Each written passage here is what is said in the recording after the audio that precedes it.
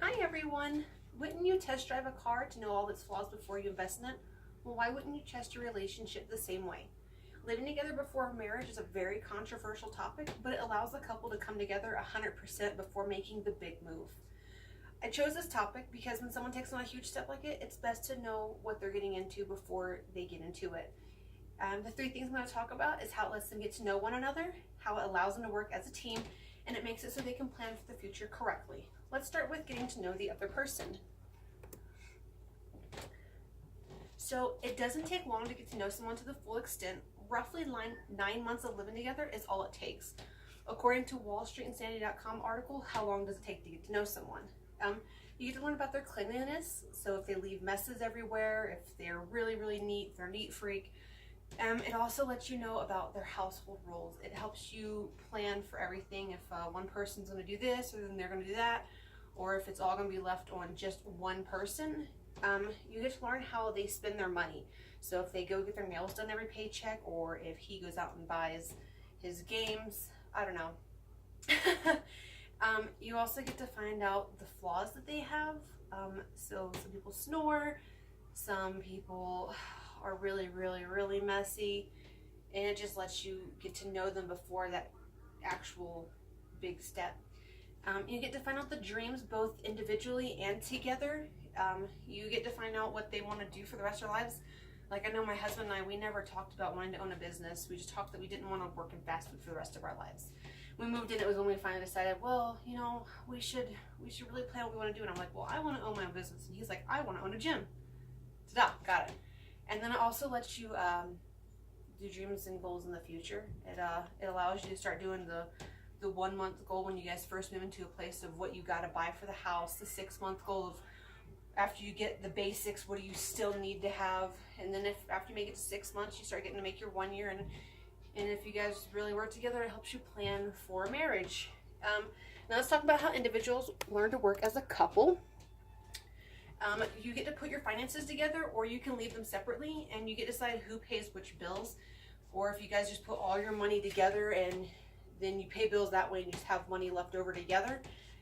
You get to work out a budget as a team. So my husband and I sit down and we make a list every time we get paid to what has to be paid, what we can put off if we need to put it off, things like that.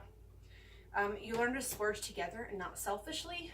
So whereas you can't go out and buy yourself a brand new phone, you guys together can go out and buy a TV that you guys both can use. Or y'all can buy rugs that y'all need, or a new stove, things like that. You learn to work around each other's routines.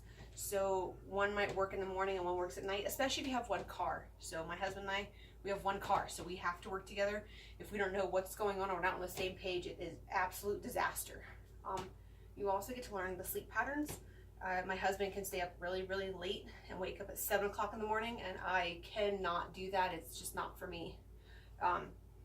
You also learn to work out arguments. You can't just ignore the other person like you do when you're dating. It's not just, I'm just gonna ignore this phone call, or I'm gonna ignore this text. You actually have to talk it out. This can require making time to sit down and talk it out, where both people talk and listen. Rather than letting being upset get in the way of making up, arguments should never be screaming at each other. According to a prevention.com article called 6 Fights Every Couple Should Have.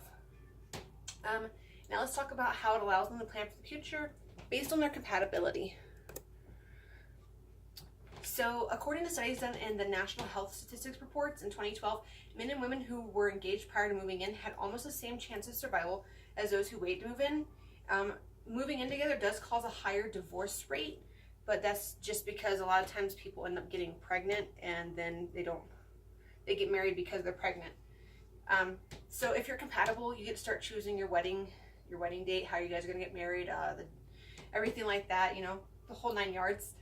If you're not compatible, you get to decide who leaves the place, who stays at the place, or you can wait until the lease is up and just, you know, live your own separate lives, and there's no divorce needed. So in the state of Colorado, you actually have to wait 3 months or 90 days to get a divorce, and so you don't have to wait that amount.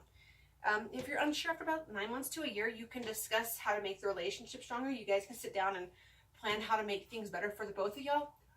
Or you can also discuss if it's just not right for y'all and y'all just want to leave. You can absolutely just plan it out instead of just everything ending in complete disaster.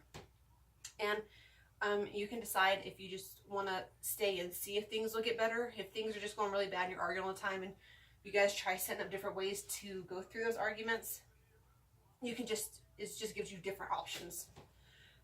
With all of that said, living together gives you a great chance to try the relationship before going all into the actual marriage. It really does allow you to know each other completely, and it makes it to where you guys have to work as a team rather than just doing everything individually, because that's not how it works when you're married.